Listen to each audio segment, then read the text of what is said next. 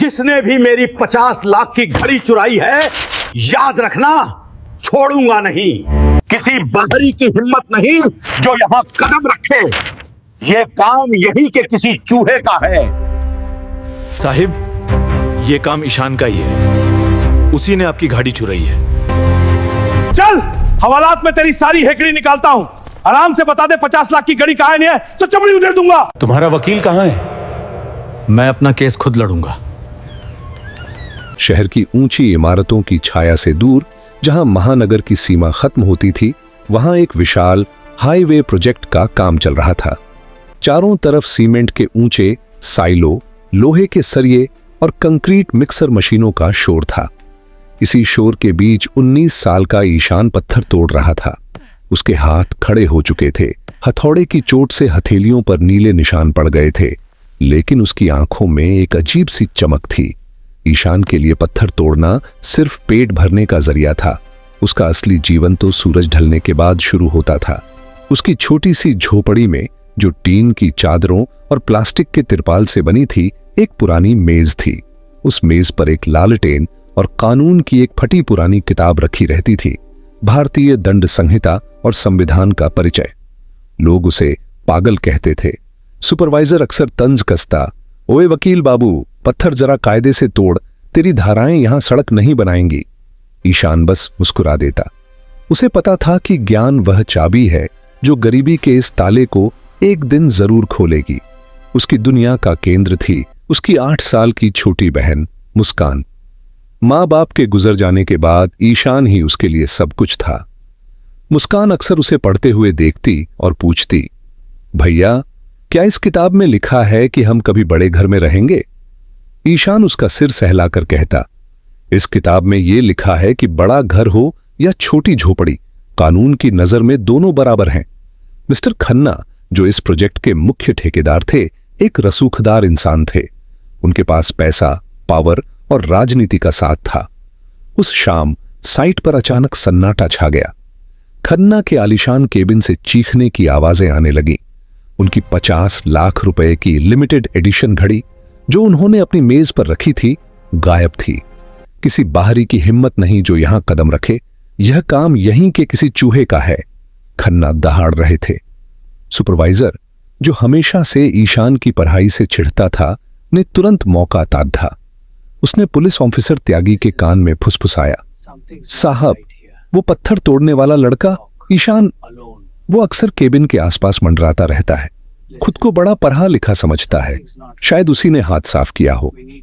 Police तुरंत ईशान की झोपड़ी की ओर लपकी। ईशान उस वक्त मुस्कान को रोटी खिला रहा था। पुलिस ने उसे बेरहमी से बाहर खींचा। तलाशी के दौरान घड़ी तो नहीं मिली, लेकिन पुलिस के हाथ ईशान की एक निजी डायरी लग गई। उस डायरी के पन्नों में साइट पर आने वाले घटिया माल, सीमेंट की बोरियों की हेराफेरी और अधिकारियों को दी जाने वाली रिश्वत का पूरा हिसाब दर्ज था। ऑफिसर त्यागी की आंखें चमक उठीं। ओ, तो तू सिर्फ चोर नहीं है, तू तो ब्लैकमेलर भी है। खन्ना साहब का हिसाब रख रहा था ताकि उन्हें डरा सके। जब पुलिस ईशान को घसीटते हुए जीप की तरफ ले जा रही थी, तब पूरी बस्ती तमाशबीन बनी खड़ी थी। तभी एक छोटी सी चीख सुनाई दी। मुस्कान नंगे पैर दौड़ती हुई आई और पुलिस वाले की वर्दी पकड़े ली। छोड़ दो मेरे भैया को, उन्होंने कुछ नहीं किया। उसकी आवाज में वो दर्द था जो पत्थर को भी पिघला दे। पुलिस वाले ने उसे झिड़क दिया, जिससे वह धूल में गिर पड़ी। ईशान की आंखों में खून उतर आया, पर उसने खुद को काबू में रखा। उसने चीख कर कहा, मुस्कान, रोना मत। मेरी वो नीली किताब संभाल के रखना। उस किताब के अंदर ही सच छुपा है, वही मुझे वापस लाएगी। थाने के लॉकअप में ईशान को बुरी तरह पीटा गया। ऑफिसर त्यागी बार बार एक ही बात कह रहा था, घड़ी कहां छुपाई बता दे, वरना इसी डायरी के आधार पर तुझे इतना फंसाऊंगा कि जिंदगी जेल में ही कटेगी। ईशान दर्द से कराह रहा था, पर उसका हौसला नहीं टूटा। उसने अंधेरी कोठरी की दीवार पर कोयले से लिखा, न्याय। उसे याद आया कि उस शाम जब वह केबिन के पास से गुजर रहा था, उसने खिड़की के धुंधले कांच से कुछ देखा था, कोई साया जो खन्ना साहब जैसा नहीं था। मामला कोर्ट पहुंचा। शहर के मशहूर वकील मिस्टर सिंघानिया खन्ना की तरफ से पैरवी कर रहे थे। उन्होंने कोर्ट में ईशान की वो डायरी पेश की। हुजूर, यह लडेज का एक शातिर अपराधी है। इसने एक सोची समझी साजिश के तहत खन्ना साहब के केबिन की रेकी की, उनका डेटा चुराया और फिर मौका पाकर घड़ी उड़ा ली। यह समाज के लिए खतरा है। जज ने ईशान की ओर देखा। क्या तुम्हारे पास अपनी सफाई में कुछ कहने के लिए वकील है? ईशान ने सर उठाकर सीधे जज की आंखों में देखा। नहीं हुजूर, मैं अपना केस खुद लड़ना चाहता हूं। कोर्ट रूम में फुसफुसाहट शुरू हो गई। एक मजदूर का लड्डिटका, फटे हुए कपड़े, पैरों में धूल। वो सिंघानिया जैसे दिग्गज से लड़ेगा। जज ने अनुमति दे दी। ईशान ने जिरह शुरू की। हुजूर, पुलिस का कहना है कि सीसीटीवी फुटेज करप्ट हो गया है। मेरा सवाल यह है कि जिस वक्त घड़ी गायब हुई ठीक उसी वक्त कैमरा खराब कैसे हुआ? और अगर कैमरा खराब हुआ तो क्या उस दिन के बाकी फुटेज की जांच की गई? सिंघानिया हंसा। ये सब तकनीकी बातें हैं, तुम मुद्दे पर आओ। ईशान ने कहा, मुद्दा ही ये है साहब। हुजूर, मेरी वो नीली किताब मंगवाई जाए जिसे पुलिस ने जब्त किया है।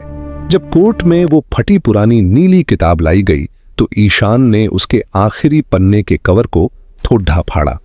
वहां एक छोटा सा माइक्रो SD कार्ड छुपा हुआ था। साहब, मैं गरीब हूं लेकिन तकनीक का थोड़ा शौक रखता हूं। मैंने कूड़े से एक पुराना मोबाइल ठीक किया था और उसे चुपके से केबिन के पीछे वाले पेड़ पर मोशन सेंसर ऐप के साथ सेट किया था ताकि मैं वहां होने वाले भ्रष्टाचार का सबूत जुटा सकूं। मुझे नहीं पता था कि उसमें कुछ और भी रिकॉर्ड हो जाएगा। कोर्ट रूम में वो वीडियो चलाया गया। स्क्रीन पर जो दिखा उसने खन्ना के पैरों तले जमीन खिसका दी। वीडियो में खन्ना का अपना इकलौता बेटा आर्यन नशे की हालत में केबिन में घुसता दिख रहा था। उसने तिजोरी खोली, पैसे निकाले और फिर गुस्से में वो महंगी घड़ी अपनी जेब में डालकर पीछे के रास्ते से निकल गया। खन्ना ने अपने बेटे के अपराध और अपनी कंपनी के भ्रष्टाचार को छिपाने के लिए सीसीटीवी फुटेज मिटा दिया था और ईशान को बलि का बकरा बना दिया था। ईशान की आवाज अब गूंज रही थी, मिस्टर खन्ना, घड़ी तो आपके घर में ही थी, पर आपने मेरा घर उजाड़ दिया। आपने सिर्फ मुझ पर इल्जाम नहीं लगाया, आपने उस 8 साल की बच्ची का भरोसा तोड़ दिया जो सोचती थी कि दुनिया में अच्छे लोग रहते हैं। जज ने अपना ऐतिहासिक फैसला सुनाया। अदालत ईशान को ससम्मान बरी करती है। मिस्टर खन्ना पर अदालत को गुमराह करने, सबूत मिटाने और एक निर्दोष को फंसाने के लिए 10 लाख रुपए का जुर्माना लगाया जाता है, जो ईशान को मुआवजे के तौर पर दिया जाएगा। पुलिस को आदेश दिया जाता है कि आर्यन खन्ना को तुरंत गिरफ्तार किया जाए। कोर्ट रूम से बाहर निकलते ही मुस्कान दौड़कर ईशान से लिपट गई। उसकी आंखों के आंसू अब खुशी के थे। साइट के वो मजदूर जो कल तक ईशान को पागल कहते थे, आज सम्मान में रास्ता छोड़ देकर खद्दे थे। ईशान ने अपनी झोपड़ी के पास जाकर अपनी पुरानी कुदाल उठाई। उसने उसे एक तरफ रख दिया और मुस्कान के हाथ में वही नीली किताब थमाई। भैया, अब पत्थर नहीं तोड़ोगे? मुस्कान ने पूछा। ईशान ने मुस्कुराकर आसमान की ओर देखा और कहा, नहीं मुस्कान, अब ये कुदाल नहीं चलेगी, अब सिर्फ ये कलम चलेगी। ये बेदियां दिखती नहीं थीं, पर इन्हें सिर्फ शिक्षा की रोशनी ही काट सकती थी।